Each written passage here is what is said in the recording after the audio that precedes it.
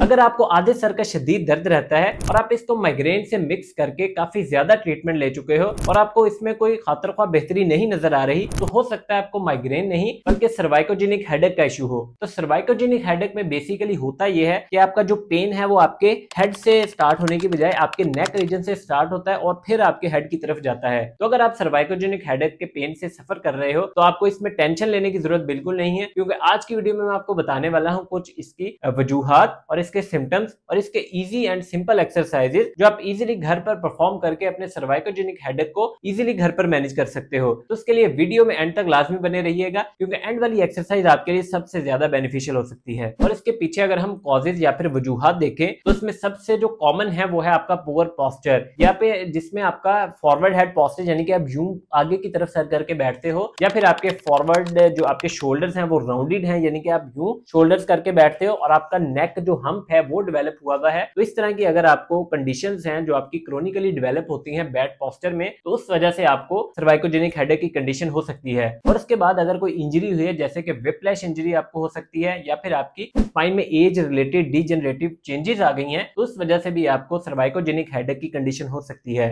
और इसके बाद जो सबसे कॉमन रीजन है जिसमें आपके अपर ट्रैप्स या फिर लिवेटर स्कैपुली मसल्स हैं, अगर ये टाइट होते हैं तो इस वजह से आपको सबसे कॉमन जो है सर्वाइकोजेनिक हेडेक हो सकता है। और इसके बाद अगर हम इसके सिम्टम्स की तरफ चलें तो सिम्टम्स में सबसे पहले तो जो आपको पेन है वो आपके आधे सर में आपको पेन रहेगा, उसके साथ साथ आपको नेक में एक पेन रहेगा, और उसके बाद जो आपका पेन है वो आपके आई जो है उसके बैक साइड पर भी हो सकता है। और इसके बाद आपको स्टिफनेस सी फील होगी और आपको शोल्डर स्टिफनेस भी इसमें फील हो सकती है और आपको नेक स्टिफनेस काफी ज्यादा फील होगी। तो अगर आपको इस तरह के कोई सिम्टम्स आ रहे हैं तो आपको सर्वाइकोजेनिक हेडेक हो सकता है। तो अगर हम इसके ट्रीटमेंट ऑप्शंस की तरफ देखें तो सबसे पहले एक्सरसाइजेज जो हम इसको घर पर इजीली परफॉर्म करके मैनेज कर सकते हैं, उसमें सबसे पहले आती है हमारी चिन टक्स। अब चिन टक्स को अगर देखें तो चिन टक्स हमारी एक्सरसाइज जो हमारा फॉरवर्ड हेड हो चुका है, या फिर अगर नहीं भी है तो हमारी जो सर्वाइकल स्पाइन है उसमें अक्सर स्ट्रेटनिंग हो जाती है, या उसका जो नॉर्मल नेचर ने कर्व डिजाइन किया है वो पहले से ज्यादा खराब हो जाता है। तो चलिए मूव करते हैं हमारे वीडियो के सबसे इंपॉर्टेंट पार्ट की तरफ, जिसमें हम सर्वाइकोजेनिक हेडेक की मैनेजमेंट के लिए कुछ एक्सरसाइजेस देखेंगे। तो कुछ एक्सरसाइजेस में जो हमारी सबसे पहली एक्सरसाइज होगी वो है हमारी चिन टक्स। अब चिन टक्स जो आपकी नेक का नॉर्मल पोस्चर डेवलप हो चुका है आपके बैड पोस्चर की वजह से, सिटिंग की वजह से, तो उसको हम सबसे पहले एड्रेस करेंगे। तो चिन टक्स परफॉर्म करने के लिए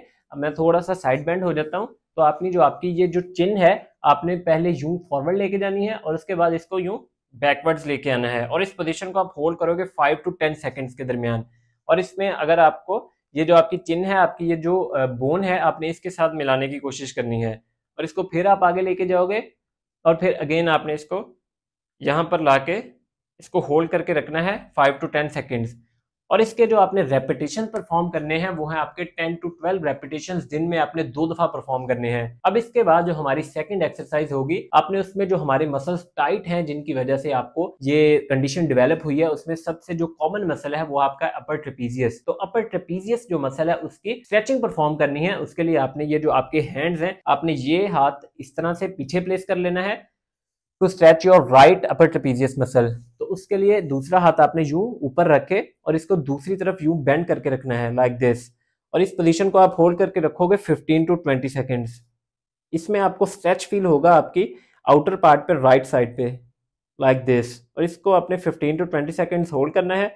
और इसी तरह आपने जो आपके लेफ्ट साइड का अपर ट्रेपीजियस है उसको अपने स्ट्रेच करना है यूं, लेफ्ट हैंड पीछे, और ये लाइक दिस, और इसको भी 15 to 20 सेकंड्स होल्ड करना है। और अपर ट्रेपीजियस का जो स्ट्रेच है वो भी आपने दिन में कम से कम 3 से 4 दफा और दिन में 2 दफा इस एक्सरसाइज को परफॉर्म करना है। और इसके बाद जो हमारी थर्ड एक्सरसाइज है वो भी हमारा स्ट्रेच है हमारे लिवेटर स्कैपुली मसल, जो अपर ट्रेपीजियस के बाद सबसे कॉमन टाइट होता है। तो उसके लिए आपने उसी तरह से अपना जो हैंड है वो, अगर आपने लेफ्ट साइड का स्ट्रेच करना है तो आपने लेफ्ट हैंड पीछे प्लेस करना है, और इसके बाद आपने अपनी जो बगल है यानी कि जिसको आप आर्मपिट बोलते हो उसकी तरफ देखना है, और दूसरे हाथ से इसको यूं पकड़ के नीचे स्ट्रेच करना है लाइक दिस।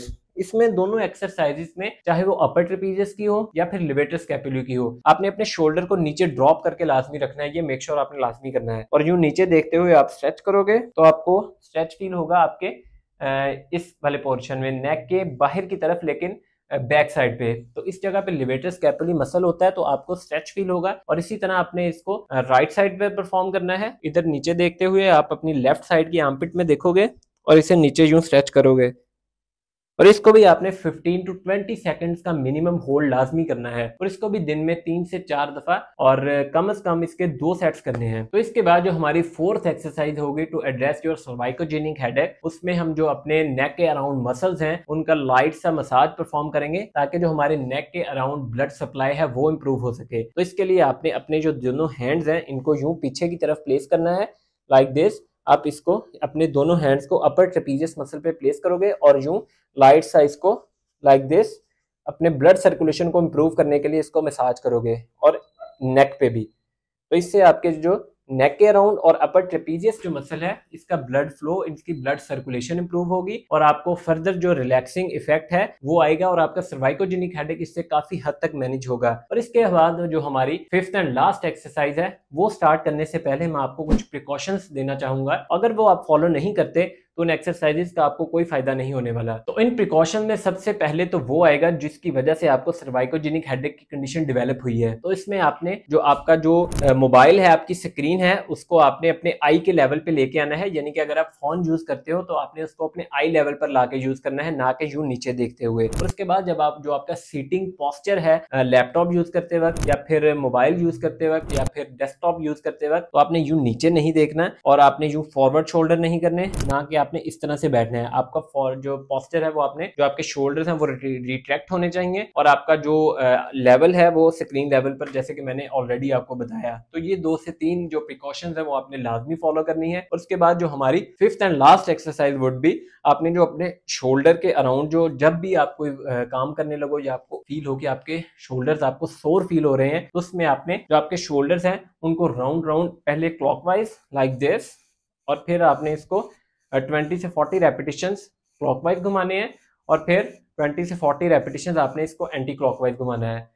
तो और जो पीछे फोर्थ हमारी एक्सरसाइज थी उसके वो आपने कम से कम 2 to 3 मिनट्स मसाज लाजमी करना है to improve your blood circulation. तो ये कुछ एक्सरसाइजेस थी जिनको आप इजीली घर पर परफॉर्म करके अपने सर्वाइकोजेनिक हेडेक को इजीली मैनेज कर सकते हो। आई होप आपको ये वीडियो लाजमी पसंद आई होगी। तो मुझे कमेंट एंड सेक्शन में लाजमी बताइएगा कि आपको ये वीडियो कैसी लगी, और वीडियो को लाइक एंड सब्सक्राइब भी चैनल को लाजमी करिएगा। मिलते हैं इंशाल्लाह नेक्स्ट वीडियो में। अल्लाह हाफिज।